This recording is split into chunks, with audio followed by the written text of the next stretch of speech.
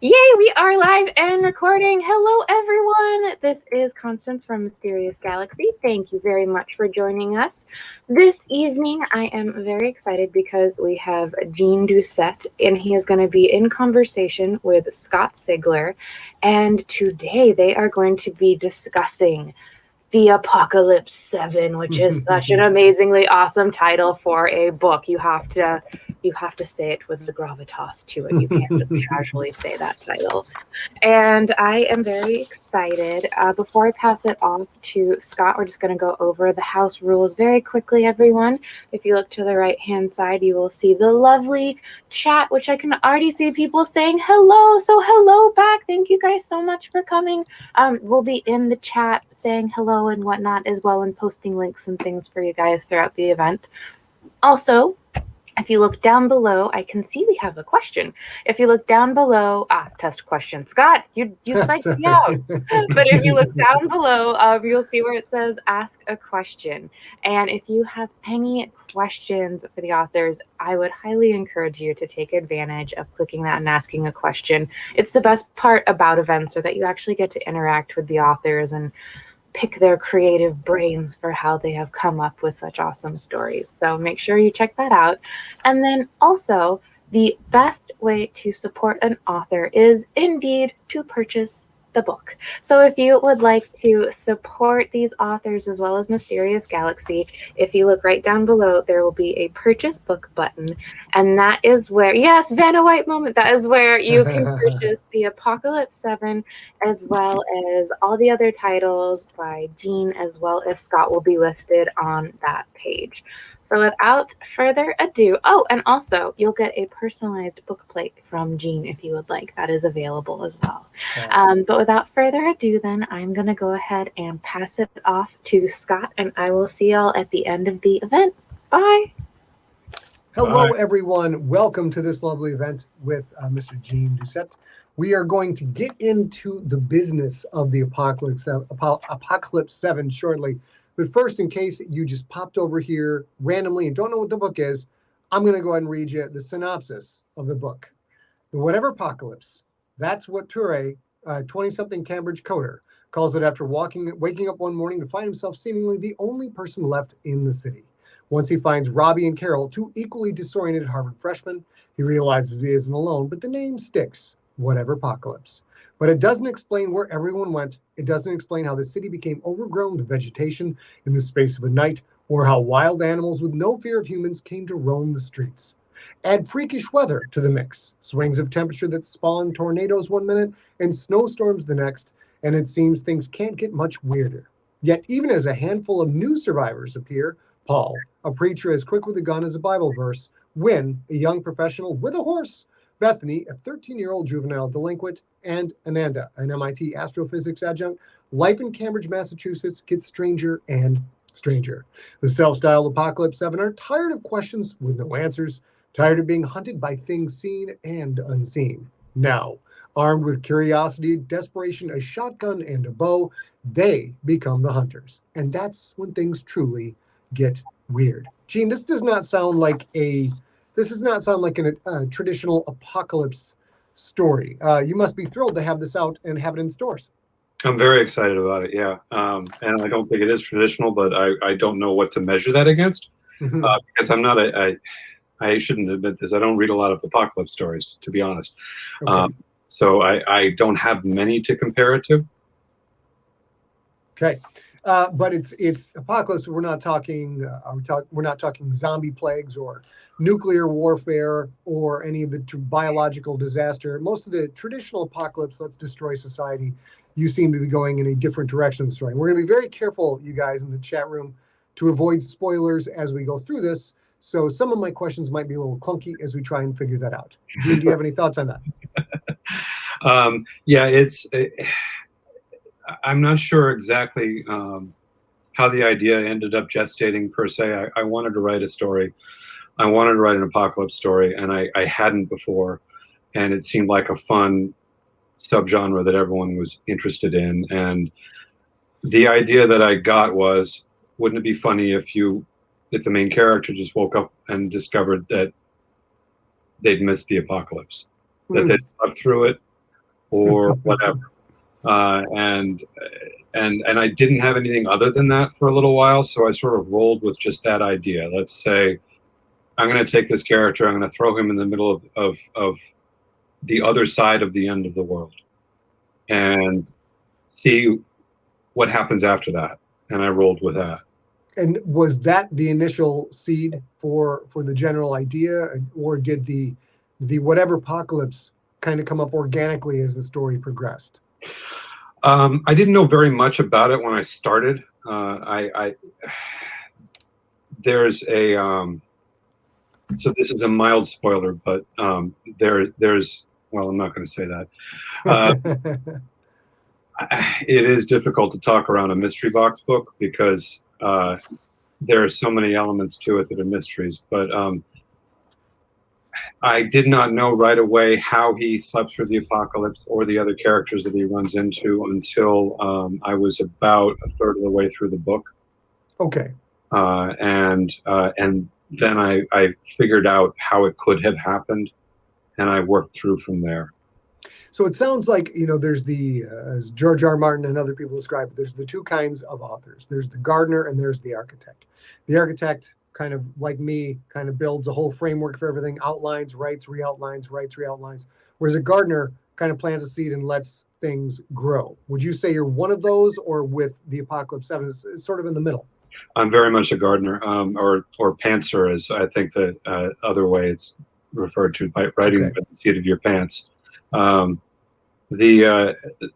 have found historically that I cannot outline, and if I do, I won't finish the script. So I have to go in not knowing where I'm going with the story, because I'm the first person to be surprised by where it goes, and I have to not know that.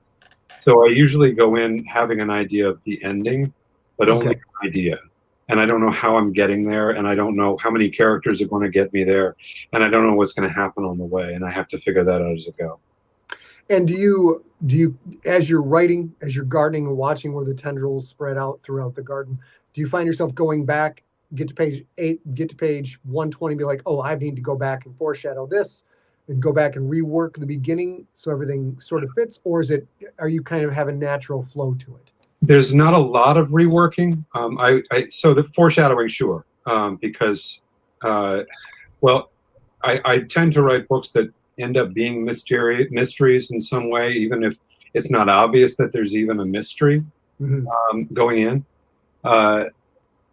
So for me, I'm usually going in and I'm planting the seeds of the explanation for the end of the book. I'll go back and I'll plant those. And I'll try to make them as subtle as possible, but I'm like this, the first mention of this can't be here at the end of the book. It has to be earlier. So I'll put something there, and I'm always worried that I'm giving away too much, that somebody will figure it out beforehand, or not just somebody, everybody will figure it out. Okay. And I don't want that to happen. So I'm usually trying to plant subtle clues towards the ending. I don't want a Maltese Falcon ending where, like the last 10 pages, you meet the villain for the first time. I want to have a hint of it coming up ahead of time. And this book takes place in Cambridge, where you live. Is that right? Yeah. Yes. And for this story, have you kind of always wanted to set one of your stories in an apocalyptic Cambridge, or did it just kind of come up like, since I know this place is the best place to do it? It's interesting. Most of my stories start off here in the Boston area. Okay. First Immortal book started off him waking up in Cambridge, actually. The FIXER books are set in the Boston area. For the Spaceship Next Door, I set it in northwestern Massachusetts, in a made-up town that I invented 30 years ago for a different project, but in an area that I went to high school in, because I went to a boarding school out there. So I've always gravitated towards places I already know, just because it's easier and because I don't really travel very many places. So I can't describe, all of the other Immortal books, for example, the character goes to Europe many times, and I'm writing about places I've never been to, and it's a lot more difficult. So when I got the idea to write an apocalypse story, it seemed natural to set it here, just because it was easier to start it, knowing all of this stuff was already in my head. And I've been walking around the same areas that the characters spend their entire time walking around, and I knew how long it took to go from one place to another on foot, and I knew how close everything was. So with everything, as a writer, sometimes you see something that seems simple, but when you go to describe it, it's very difficult, or it doesn't translate well into the text. Were there areas of the city in relation to the story that you were like, oh, that's too difficult to use, I can't use that? Or was everything pretty easy as a native? Actually, I don't think it was that hard. I think that for something like this, it's always you're always surprised by how much more detail you have to actually work into it to get the picture fully fleshed out, right? I thought it would be easier to write a story where I was guaranteed only X number of people. Like, I decided on 7 eventually. I'm not sure when. And I decided they were all going to be point of view characters, and I'm not sure when I decided that either. Okay. But the fact that there was no greater society to put them into and to describe, I figured would make it easier. But then there was the matter of having to describe the world as it was for them at that moment, the overgrowth, the animal life, the lack of civilization, and figuring out the privation that they had to go through was a challenge in and of itself. So I didn't have difficulty describing the places we were going. I did have a challenge trying to paint the picture of what it looks like now for these people. Okay. And in a way, you destroy the city where you live. Did that cause, what kind of angst does this cause for you? Not at all. No, screw Cambridge, it's going down. It's going down. It wasn't just Cambridge, because again, these are the last 7 people on the face of the earth. So I actually have, this is probably the most polite, high body count apocalypse story. I mean, I killed everybody else in the world, so that's pretty gruesome and terrible, but I did it with a twinkle, I guess.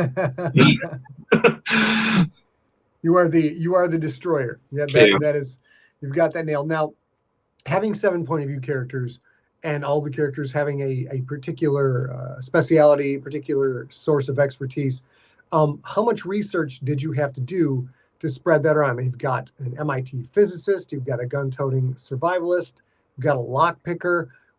How much of the work of the book was making sure you got those things right, or does that matter if you get them right in this book?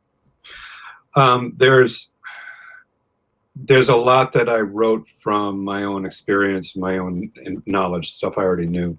Okay.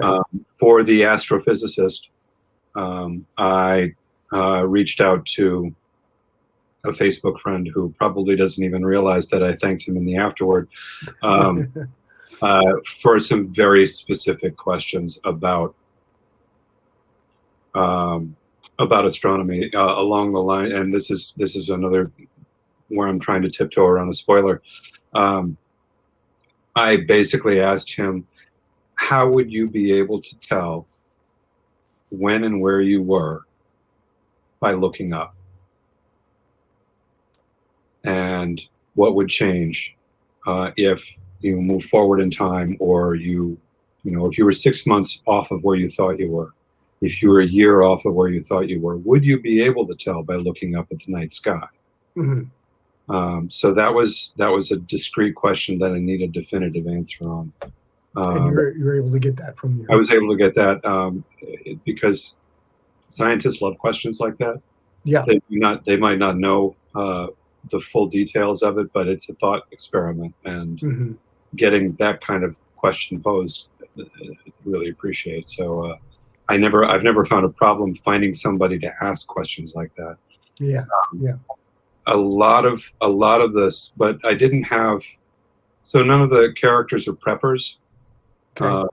And one of the things that I wanted to do when writing this is I wanted to take people who are as as clueless as I am and throw them into a situation and try to see if they could survive or figure out how they could survive. And I mentioned before privation, trying to figure out what would still exist and what would not exist anymore under the circumstances that they found themselves in. If there was no society to hunt for you, or to put vegetables out for you, or to power your devices without heat and electricity, how long would a human being last in New England? Because it gets cold there. Right, it gets cold. It gets cold at night. What can you live without, and what do you absolutely need, and how easy is it to get those things? So by not including somebody who was a survivalist, because then I would have to research a survivalist among other things, I made it, I think, a little bit easier for someone reading it to connect with the characters, because I doubt there are many preppers who are reading the book. Yeah. Put themselves in the same situation. Now that looking up at the night sky and trying to figure out whether you're 6 months off one way or the other, can you tell that? That's some of the weird stuff that happens in this book. Without spoilers, can you describe some of your single favorite or couple favorite of the weird stuff that your characters face in the story? Oh, there's so many weird things they face. So they wake up and discover that everything's overgrown and there are animals running around town. And weird things that I can say without spoiling. I did a little research on climate change. So one of the things that I wanted to include in this was the impact of climate change on the environment. So it seems as if overnight half of Boston's underwater, for example. Okay. One of the weird things that they discover is that the sun is unusually red at sunset and sunrise, like redder than they would have expected to see. And one of the approaches that I heard to slowing global warming would be to insert, and now I can't remember the gas, insert a gas into the upper atmosphere that would give the sun sulfur into the upper atmosphere, and that would give the sun a reddish hue. A higher reflectivity or refractivity to send some of the heat away. Yeah, and it would help increase the ozone and slow global warming. And this is a theory that is actually being considered, which is why I have a character saying that the air smells weird, and I have a character saying that the sun looks really red, redder than they expected it to look. But I don't think I fully color that in, to be honest. I don't think I actually. So is most of the weird stuff in the realm of scientifically plausible or accurate, or is there more, for the people who are considering this, is there more crazy Cthulhu-y type stuff? I mean, are you sticking to mostly real world science? No, there's crazy stuff in there too. It's also a first contact story, so there's a spoiler. It's not a big spoiler because it's kind of hinted at in the blurb. But this is also a first contact story, and so there's dealing with a presence that is sort of on the edges of their understanding that keeps interfering in some way. There's also glittery lights that appear periodically in front of them and occasionally take the shape of a humanoid. And they don't know what that is either. They have lots of theories, especially the coder, Toure, who is a very he's sort of into the apocalypse. He has a bunch of theories about what could be the cause of it. He has about 15 or 16 different theories about what could cause it, and so he's ready to jump on something like that with at least 5 ideas for what that could be. Now, speaking of Troy and your preacher and your MIT physicist, can you pick one of your favorite of the Magnificent Seven? And why is that character your favorite? I have a special fondness for Wynn, who is the archer, she's the ranger character. I kind of loosely framed these characters on. I saw someone wrote right, Clint Hawkeye. I loosely based these characters on D&D classes. Okay, cool. Okay, cool. So I have a thief, I have a ranger, I have a paladin, I have the astrophysicist is my sorcerer or wizard. It's only loosely based on it, but it was, and I have Teray is the bard. It was a way to allow for a band of people who were small but large enough to have complementary skill sets, so that they could thrive together. So I would lean towards Wynn. So I have two more answers to this, so bear with me. The other thing that's interesting is because, and I shouldn't do this, I read like basically every review. And what's been fascinating for me over the past, because it's been on NetGalley for 6 months before it came out. So there was 6 months worth of reviews to read through. And it was fascinating to me how many times I saw my absolute favorite character was X, and they all had different favorites. It was amazing to me. And they all, and the ones who hated the character, hated this character, that character, they all hated different characters. But there was one character, and this is my third answer, there was one character that almost everybody said they loved better than every other character, and that was not one of the 7. It was the horse. Did that surprise you? I'm not so sure it surprised me that much, because Eldon might be my favorite character too. All right, turning the page a little bit before we get into questions from the audience, if we have some. Your publishing career. You started out as an indie author, and your first book to go traditional was when John Joseph Adams, writer's great dude, I work with him all the time, reissued your book, The Spaceship Next Door, and then, so that makes this book your first novel to be published for the first time by a traditional publishing house. Is that correct? It is partially correct. Okay. It is correct if we're calling HMH the first publishing house that I've worked with, but that's not true. But HMH is the first big publishing house that I've worked with. Okay. There are little tiny indie publishers out there. My publishing career probably began in 2003 when I wrote the first version of Immortal and attempted to sell it. Okay. In 2003, there was no ebook option really available. Right. I went and I did the usual thing. I got an agent. The agent did not succeed in selling the book after 3 years. In those 3 years, I also wrote the second book in the Immortal series just to see if that helped anybody, and it didn't.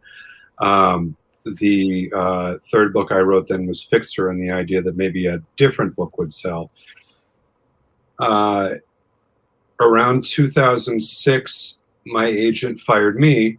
Oh, wow. Okay. And I decided to shelve everything and move on to screenplay writing. All right. From 2007 to around 2010, I was working on screenwriting. I got very good at screenwriting. I won a couple of awards, but I also discovered that it's extremely difficult to sell screenplays if you do not also live in Hollywood. Yes. And I wasn't moving there anytime soon. So I pulled Immortal out of a drawer, and I went and I found a tiny indie publisher that was so tiny and so indie, and actually was kind of a klepto publisher, that they went under after a few months. But then another publisher picked it up. They published the first edition of it, and then they went under. And so another indie publisher bought it from them, and they ended up being the first publisher that I would say I really worked with. And this is a longer story than it needs to be, but they were also, they were a company called the Writers Coffee Shop, and they published the first P2P version of 50 Shades of Grey. Oh, I see. And well, tell us a little bit about that emotional journey for you. You know, you write the book, you get an agent, and of course, every time an author gets their first agent, you're super pumped, you're super excited, you're realistic, but you're very excited. You go through that, and then your agent fires you after 3 years of nothing coming up. Yep. Then you go to the screenwriting and come back, and then you get it one publisher, buys it, goes under. Second publisher buys it, goes under. What was it like for you during that process? Were you like, it's inevitable, I'm going to get this done? Or was that kind of dragging you down? How did it feel to go through all of that?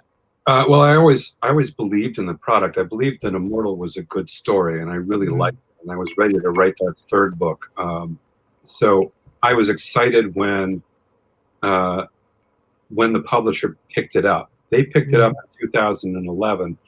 At the same time, self-publishing was coming into its own. Okay.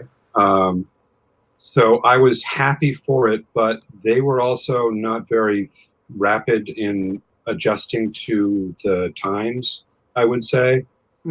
Their prices were too high. They got an early invite into at the time, beta testing version of a company called BookBub that I'm sure we all heard of. They saw prices for BookBub and said, well, that's ridiculous. We're not doing that. Okay. There were mistakes that they made. So I was excited for that, but I also saw what self-publishing was doing. And so before I wrote the third book, before the third Immortal book was ready to come out, I had written it for them and I'd sold it to them. They'd also published FIXER. So they published the first two Immortal books and then FIXER. And I had written the third Immortal book for them.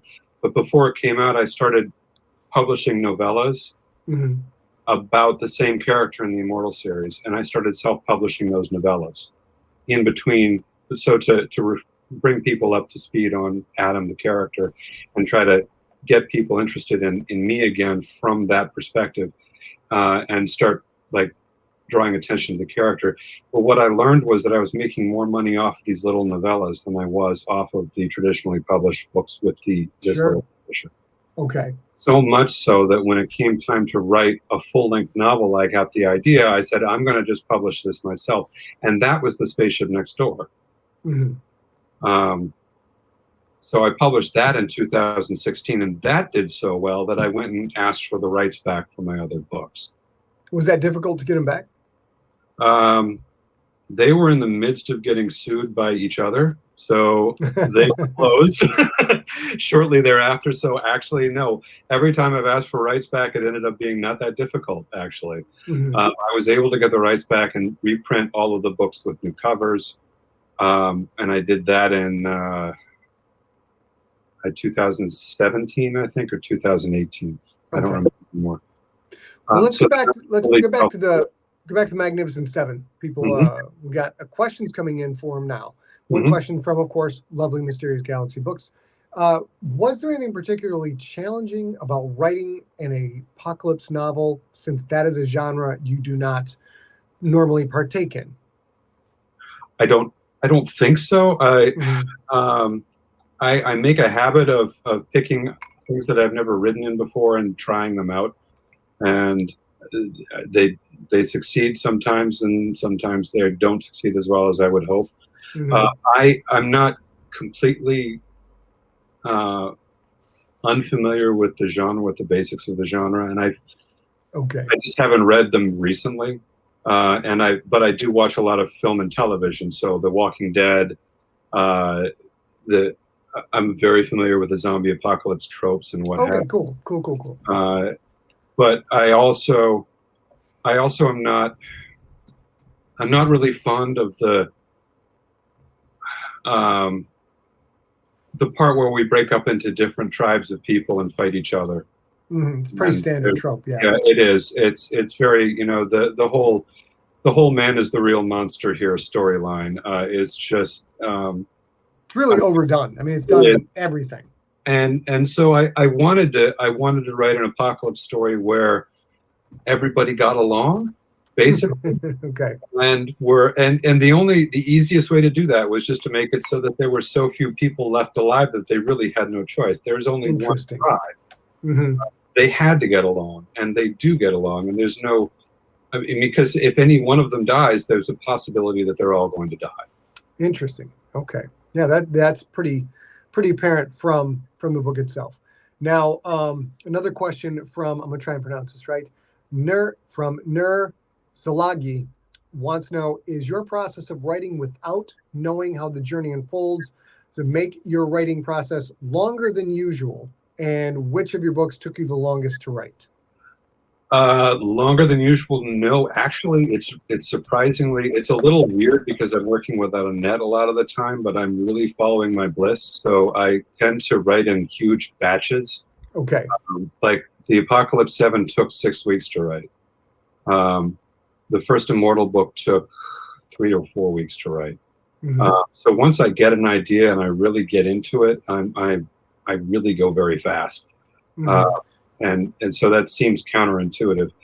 The ones that take me the longest are the ones that I plan out ahead of time the most, I think, or that are long ends of longer story. Like the last couple of Immortal books took a lot longer to write because they were books 5 and 6 in a novel series, and I had already done so many things before that I didn't want to go in the same place I had with the other books. So a lot of the time I'm like, I could do this. Oh no, I did that in book 3. I could do this. Oh no, I did that in book 2. So I'm always trying to find a new way to tell the story and a new direction to take the plot. And that gets harder and harder with each book, which is kind of why I cut off Adam at 6 books. The ones that are taking the longest, though, are the ones that I did the most planning, and that would be the Tandemstar books, which are what I'm in the middle of right now. Those are taking really long. Not being familiar with the series that you just described, the Immortal series, when you get to book 5 or book 6, I find things slow down dramatically in book 5 or book 6 because there's so much foundation already in place, things you have to track, things you have to keep consistent. Did you find that with your series, or your challenge is different than mine? Your challenge is like, well, I want to take it in a new direction, do something different, where I'm trying to keep everything consistent. Did you find book 5 and 6 to be more difficult to write because of the existing things you established in 1 through 4? Yeah, they were, and it was literally because, like I said, I wanted to bring a new story every time. I didn't want to write I wrote Immortal, and the first thing I thought of is that I can't make the second book like the first book in whatever way. So, and then the third book, I had to do the same thing, and that was sort of a contained trilogy. So when it came time to go back to the series again, I planned out, and again, planning makes things go slower for me. I planned out a plot line that would last for 3 books. So that was fine, but then I had to make sure, like, that I still had to make sure I was telling a different story every time. So book 5, for instance, is a book that doesn't have a happy ending. It doesn't even really have an ending. It's sort of a lead up to book 6. And that's the first time I'd ever done that. But yeah, that's the challenge, is always trying to go someplace new. And from the questions, ladies and gentlemen, if you're watching this, go ahead and hit the Ask a Question button. We're getting through all the questions now. We'd love to hear what you want to know. Anna asks, the question that writers always get asked, but it's always an interesting answer, is where do you find inspiration and or ideas for your stories? Desperation. I'm not so sure. I'm not sure exactly where they come from. I know usually when I reach a point where I need to write something new, I start in broad strokes and say, what's a place that I want to visit that I haven't visited before? What kind of story could I tell? And I'll walk around and I'll complain to people who are available to listen that I need a new story. I need a new idea. And eventually I stop sleeping until I get that new idea. And then I start getting nuggets of ideas, like when I'm trying to sleep and I should rightly be sleeping. And then I start to plot those ideas while, again, I'm trying to sleep.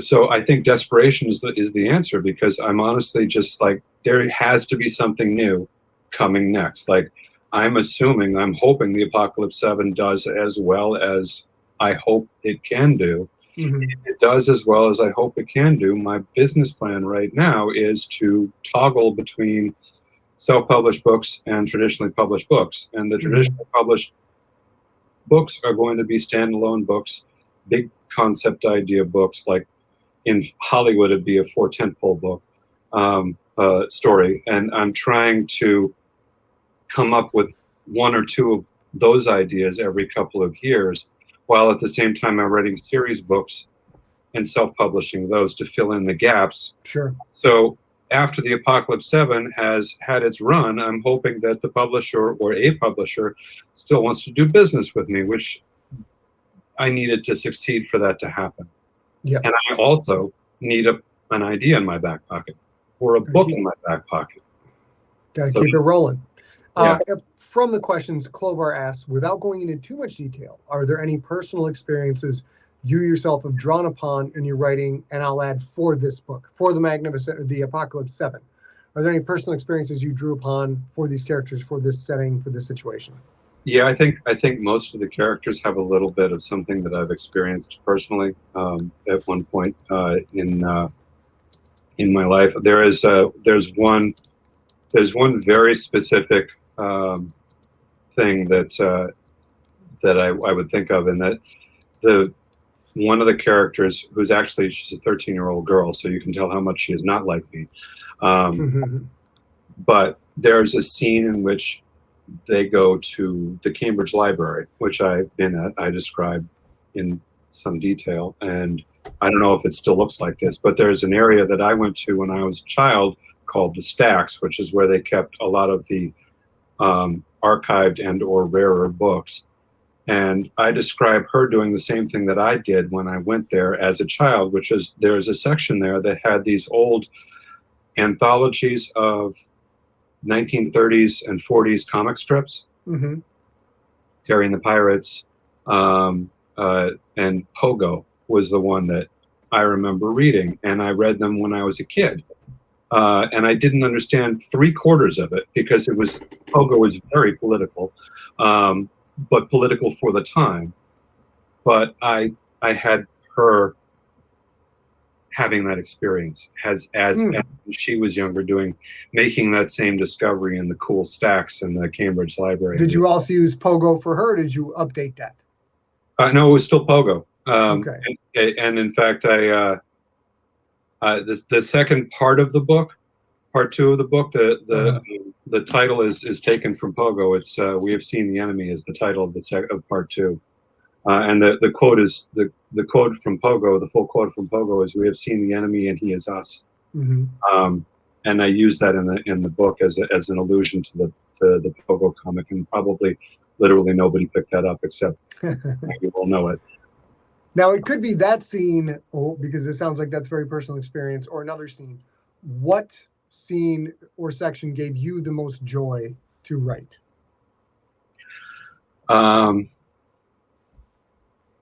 The ending that I can't talk about. So, yeah. But it's. So I will tell this through by talking about a different story. In college I wrote a play called Habeas Corpus, and the entire play was built around one line of dialogue that was the climactic. That was the line that was said at the climax that was supposed to bring down the house, like not in a good way, like oh shit, bring down the house. And the line was "Dead bodies don't bleed," and I wrote my entire play to get to that line, "Dead bodies don't bleed," and similarly in the Apocalypse 7, there is a point that once I figured out what the big climax was, and I figured this out when I was about halfway through the book. Once I figured out what that moment was going to be in the Apocalypse 7, I could not wait to write my way to get to it. But I had to set everything up to get there first, and because I don't jump ahead, I write in order as I go. So I literally had to get through the rest of the book to get to that point. And was this all stored in your head, or do you keep notes as you go? Like, I need to do this, I need to do this as you move forward. I don't take notes. It is all stored in my head, which, for better or for worse, as I get older, that might not be something I can continue to do. But no, it's all in my head, and it's agonizing, which is one of the reasons why I write so fast. I think is just I got to get this out, and I complain to the family, like, I can't leave the house this weekend to do anything. I have to get this out of my head. Okay. So yeah. And Clovar in the chat room also asked, what comics, graphic novels have you read, do you appreciate, etc.? Pogo, of course. what beyond that in the world of comics graphic novels? Oh, I'm a big comic book guy, or I was. I stopped reading comics a while ago, but I read Watchmen issue by issue when it came out. I read The Dark Knight Returns issue by issue when it came out. A big influence on me was probably there's an Alan Moore comic called Miracle Man. Okay. It was written in Britain originally, and in Britain it was called Marvel Man, and it was, when it was reprinted in the United States, they had to change it to Miracle Man because DC was publishing it, and so they couldn't call it Marvel Man anymore. Fabulous. But that series had a huge influence on me. Okay. So did a lot of the writing of Grant Morrison was tremendously impactful to me. He was the first writer to introduce me to Schrodinger's cat, the Schrodinger's cat thought experiment, and I use a lot, and I was so interested in it. And he had an issue of Animal Man called Schrodinger's Pizza, and you don't know whether it's has anchovies or not on it until you open the box. And I went, and having been introduced to it there, I went and bought a bunch of books on quantum theory and studied what it was. And one of the first plays I wrote out of college and had produced used quantum theory. It was called Deus Ex Quanta, and it invoked quantum theory quite thoroughly. It actually had two detectives stuck in a locked room with the dead body of a man who was also in the room alive, and they were trying to understand how that could have happened. So yeah, Grant Morrison was an enormous influence. And actually, I had a short story published called Schrodinger's Catastrophe, in which I tapped a lot of that stuff too. So, and my interest in science, in reading science, and then eventually writing science fiction probably came from comic books. Yeah, interesting. We do have a question from Ryan Thomas, who says, Adam the Immortal series is apparently done, and he's caught up the present day, essentially. Is there any chance we'll see additional novellas featuring Adam's adventures at various places and times in history? Ryan says he would love to see more stories of Adam. Yeah, I would love to also, and I don't know if I will or not. I have a feeling that if I announced next week that I was going to be putting out books 7 through 9, that I would have a very, very large interested party, a group of people. I just don't have stories for it right now. Writing for Adam is first person. Everything else I write is in third. And third is a little bit easier right than first for me, because Adam is the only first person character that I've ever written for. Getting in his mindset once I'm there is fantastic, and I love writing for him. It's really tiring and very draining. But again, if a new story comes up, whether it's a short novella or a novel, then I will absolutely write it. And the same goes with, I know that there's a contingent who want a third book set in Sorrow Falls. There's the spaceship next door and the frequency of aliens, and the question comes up because the second book ends with the possibility of a third book. Will there be a third book? And sure, as soon as I can figure out what that's going to be. I don't have an idea for it right now. Likewise with a third FIXER book. There will probably be a third FIXER book someday, but I don't know when, and I don't know what it'll have. All right. Glenn Holman asks, please detail how you wrote so prolifically while working a normal job.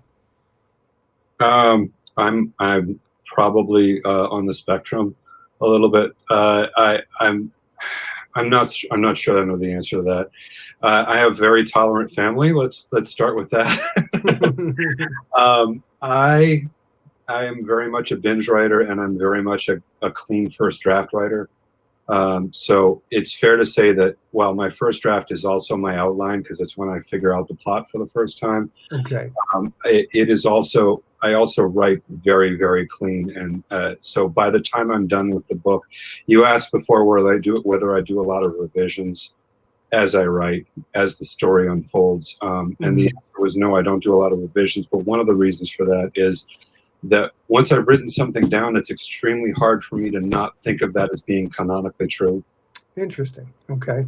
And so I don't leave anything on the cutting room floor. I don't write things that don't end up in the book eventually. And I've been writing for so long that my first drafts are usually are closer to someone else's second or third draft. Okay. So that's how I end up writing this fast. I'm also terrified that if I stop writing, that immediately my career is going to disappear. Clover asked, do you remember the very first book you read? The first book I read? Yes. Do you remember what that was? Where the Sidewalk Ends by Shel Silverstein. Oh, yeah. Okay. Great one. I think that I read that, I don't know when I read that, when I was 5 or 6 years old. And it was the first time it occurred to me that the words in books were put there by another person. Okay. And the second thing I realized was that was something I wanted to do also. Neat. So that was when I decided to be a writer. Question from the bookstore. You mentioned you want to avoid taking the man is the true monster road with an apocalypse story.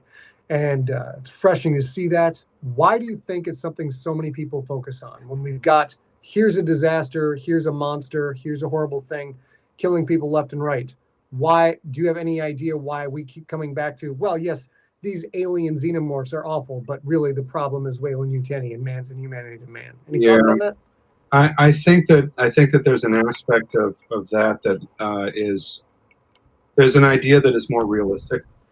And I'm not saying it isn't realistic. It's like, it goes together with gritty adult fiction, I think. The idea that, people are cruel, people can be, we're going to turn into animals the first chance we get. That sort of approach is, I just think it's we're all feeling a little dystopic right now. So I'm not surprised that that's sort of in the direction we tend to go, but I just don't agree with it entirely. I feel like that, and we pitched this book as a cozy apocalypse. Okay, and it kind of is. I mean, there are scary moments. There are moments that I could have made more gruesome, just by describing it in more graphic detail than I did.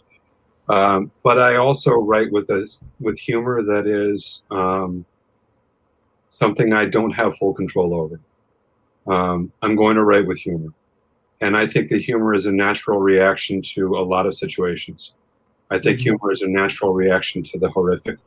And I think humor is a natural reaction to fear. So I don't think it's unusual to have characters whose responses are funny.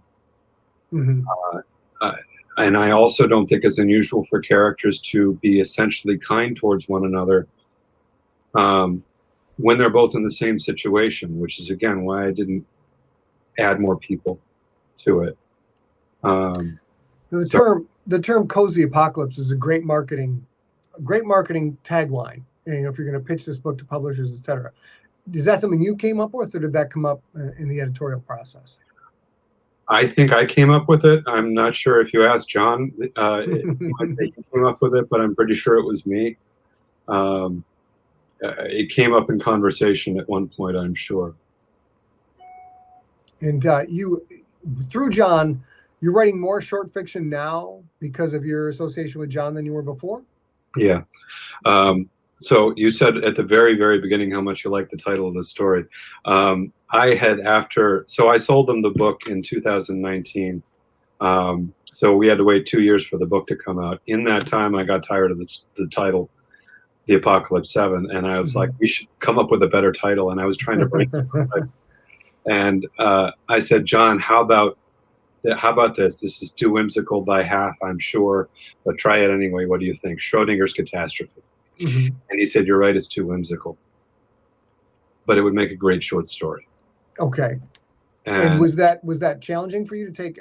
Did you initially envision as a novel?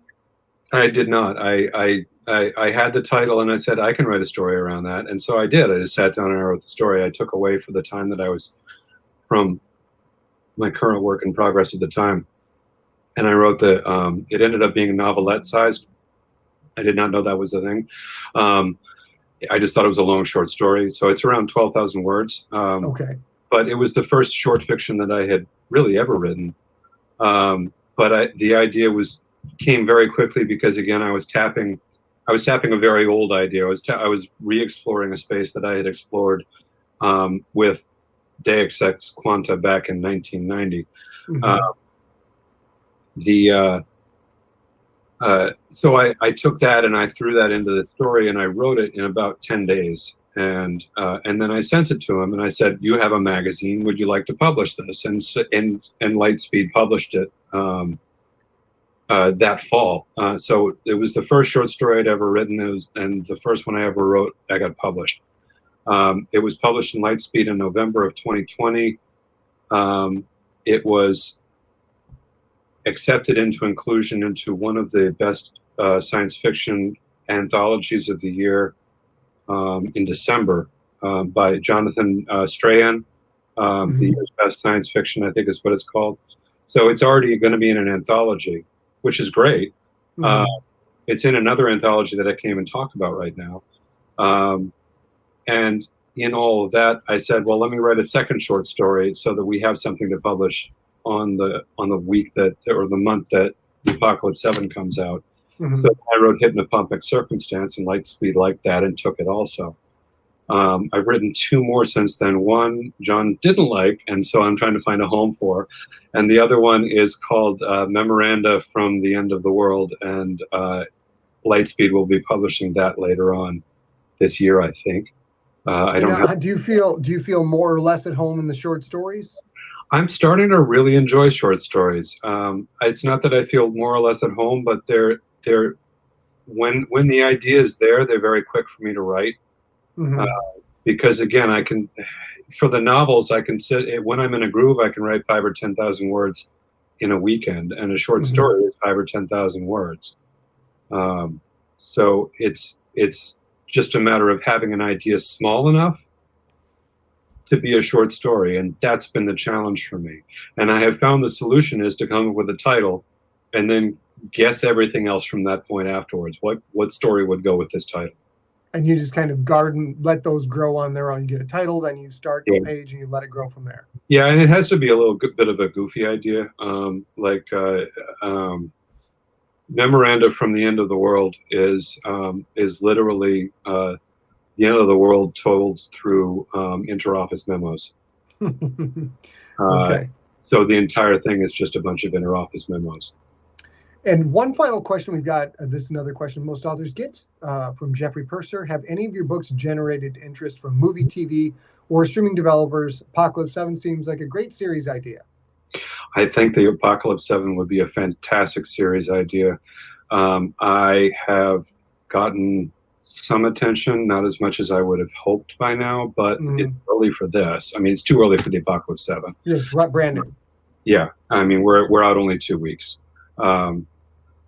I think it would make a fantastic series, limited series on streaming network somewhere. So by all means, if you all know anyone in Hollywood, tell them that would be great.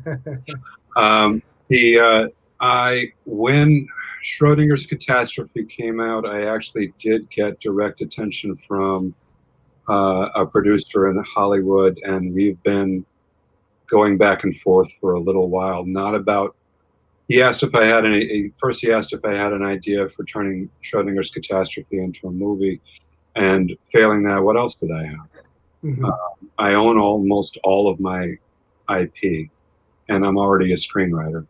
So while we didn't do anything with Schrodinger's Catastrophe, I did end up taking a story of his, and fleshing that out and writing a screenplay that we're now attempting to sell. Yeah. But that's new. That's not even my existing IP. That's new. So the only IP that I don't fully own actually right now is the Spaceship Next Door. The film rights are owned by Houghton Mifflin, but everything else is mine. And we're almost done, almost out of time, Gene. What should people be looking for from you in the coming months and years? Well, the first thing that I have promised them is the third Tandemstar book. Tandemstar is a hard sci-fi series that I've been writing. It's planned to be a 5-book series, and the fact that I say it's planned should tell you everything you need to know about how long it's taking me to write. Mm-hmm. And I'm in the 3rd book right now. I should have that finished in the next couple of months. The audio rights, I've mentioned all the IP I own. The audio rights for the Tandemstar series were actually sold to Blackstone, so they are very eager to get the 3rd book, and if not a little impatient. Other than that, so Amazon Vela is coming out soon. Amazon Vela is a serial. It's a new platform where you can tell serial stories. Mm-hmm. 500 or 600 and 5,000 words per episode. Okay. It's not out yet. It will be out in the next month or two. And I started a serial for it. It's 12 episodes in already. You can't get it anywhere because, again, Vela isn't out yet.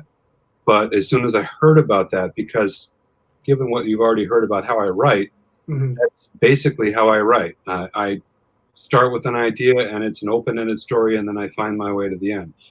Right now, I have no ending in mind. I have very little story, but I know what the premise is and the setup is, and I'm just rolling through it right now. And I'm hoping to have enough of that going so that when it launches, there are episodes ready to read. Beyond that, there's the screenplay I mentioned, and which is going to market in another month. And after that, I have another standalone story. Like I said, I needed a new standalone story to have in hand for if and when this does extremely well. It will be nice to have a completed novel to show an excited publisher, or 2 or 3, depending. I actually don't have an agent, so it will be me going to them and saying, "Are you interested?" or them coming to me saying, "Who's your agent? We're interested." Mm-hmm. And we'll see where that goes. So I have that kernel of an idea almost ready to go, and it's either going to be very much like the Apocalypse 7, the Spaceship Next Door in tone, Mm-hmm. Which is to say it's a little lighter, it's funnier, it's not as graphic and dark and whatever as maybe some of my other books are. Or it's going to be a horror story because the premise could be either one of those things. And frankly, I've never written a horror story, and I've always wanted to. So I don't know. I don't know where that's going to go yet. And that'll have to be you talking to a publisher to figure that out, or you'll start writing like, no, I'll write it. A horror story. I'll write it. Yeah, I have to write it for. I can't promise something that isn't written yet because it'll just take me that much longer to write. Mm-hmm. Great. All right. I think we're about out of time. And there's our bookstore manager. Yes, it is. It is at that time. So I want to just hop on and say a very, very, very big thank you to Gene and Scott for joining us and for sharing your work. I'm super excited about Apocalypse 7. So yay! It's nice to have an Apocalypse book that is lighthearted, especially given the past year. I would say that is a very welcome addition to the genre. So thank you for doing that. And thank you so much to everyone for joining us in the comments. It is always such a pleasure to get to read what you guys are saying and for all of the great questions that you had. So there was lots of interest in a movie that I heard and in more books. So if you want to see more books and potentially who knows what things could happen with other ventures, make sure you go and purchase Apocalypse 7 so we can give this book as much support as we possibly can. And on that note, thank you so much everyone for joining us, and we will see y'all next time. Thanks everyone. Thank you. Bye.